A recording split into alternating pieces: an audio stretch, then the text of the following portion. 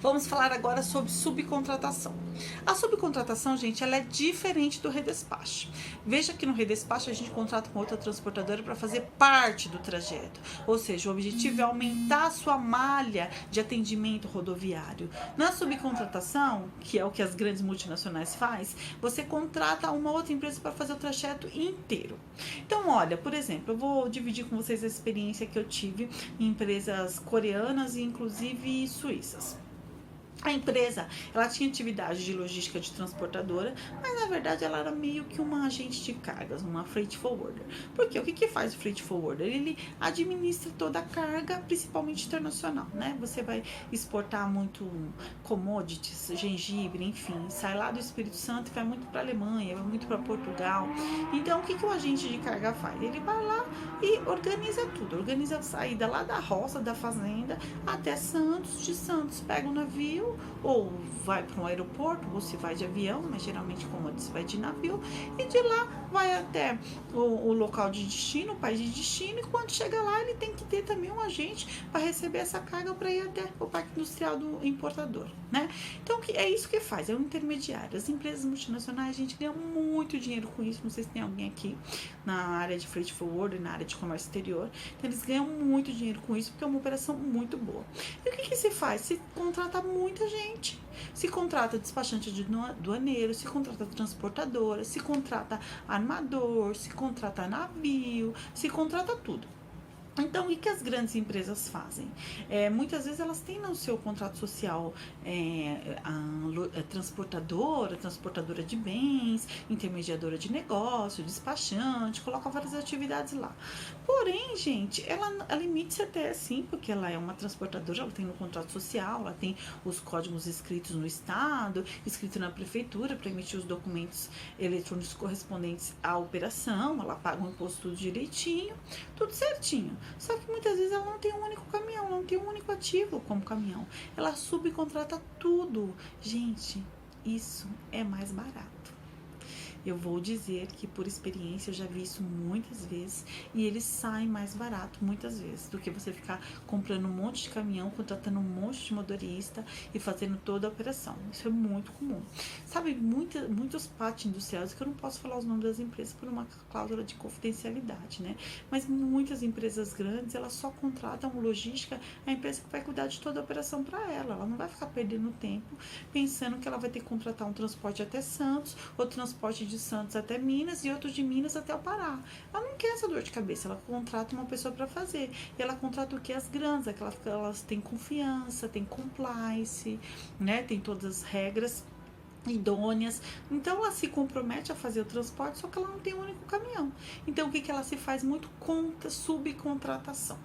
Então a subcontratação, gente, são contratadas as TNT, IBL da vida, todas essas transportadoras aí, elas são todas contratadas pelos grandes agentes na modalidade de subcontratação.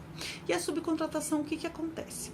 Eu tenho uma carga e eu contrato uma empresa para fazer um transporte para mim. Ah, tá bom. Então faça um transporte para mim de São Paulo até Minas. Faço sim.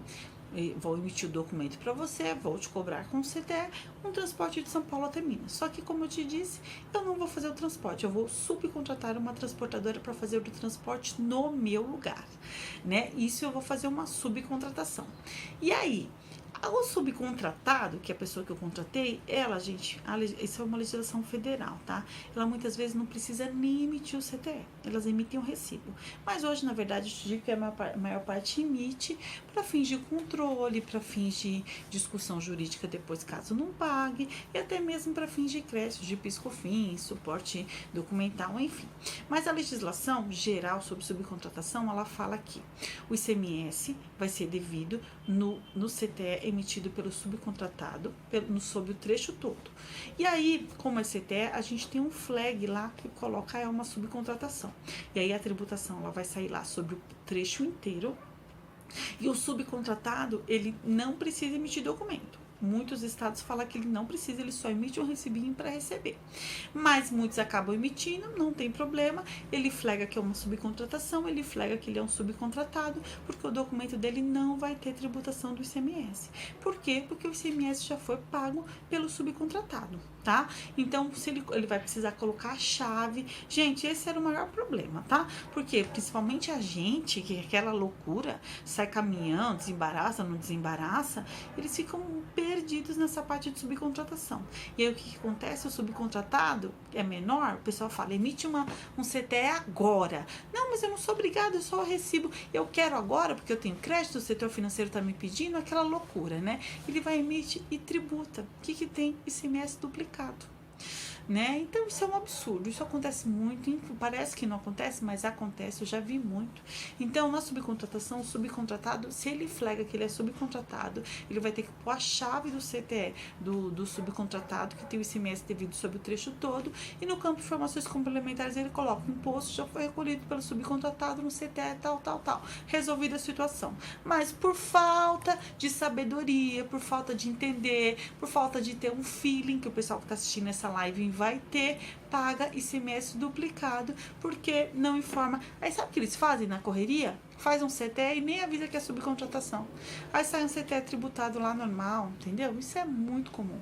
Então, gente, muitos estados eles dispensam a emissão de CTE, mas na verdade todo mundo acaba pedindo, porque o subcontratador ele vai ter direito a custo para fins de PIS/COFINS, enfim, esse custo que ele teve com essa subcontratação é vinculado à operação dele, ele tem direito a alguns créditos de outros impostos, e aí ele precisa de um suporte documental para tomar esse crédito, então eles pedem recibo e às vezes pedem CTE, sim, é muito comum, mas fica esperto para você não pagar 2 vezes o ICMS, que o pessoal faz muito isso. Eu fico com dó, porque é uma falta de sabedoria, né, uma falta de conhecer. Mas enfim, acabamos subcontratação.